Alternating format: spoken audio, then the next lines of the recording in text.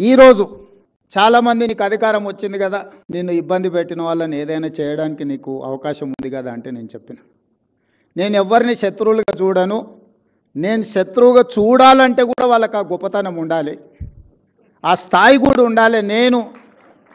ఒక సామాన్యమైన గ్రామీణ ప్రాంతం నుంచి, వ్యవసాయ కుటుంబం నుంచి సరిగ్గా 17 సంవత్సరాలు 2006లో జిల్లా పరిషత్ మెంబర్గా ఇండిపెండెంట్గా గెలిచిన, 2007లో ఎమ్మెల్సీగా ఇండిపెండెంట్గా గెలిచిన, 2009లో మొదటిసారి ఎమ్మెల్యేగా గెలిచిన, 2014 రెండోసారి ఎమ్మెల్యేగా గెలిచిన, 2019లో పార్లమెంట్ సభ్యుడు, దేశంలోనే పెద్ద పార్లమెంట్ నియోజకవర్గమైన మల్కాజ్గిరి పార్లమెంట్ సభ్యుడిగా గెలిచిన,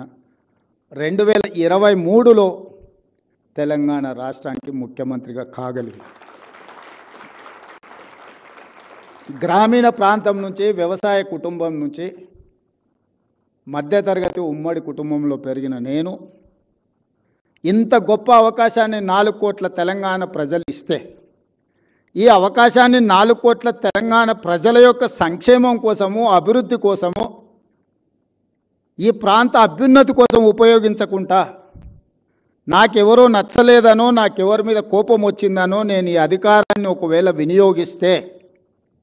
నాకంటే మూర్ఖుడు ఇంకొకడు ఉండడు అని నేను భావిస్తున్నాను.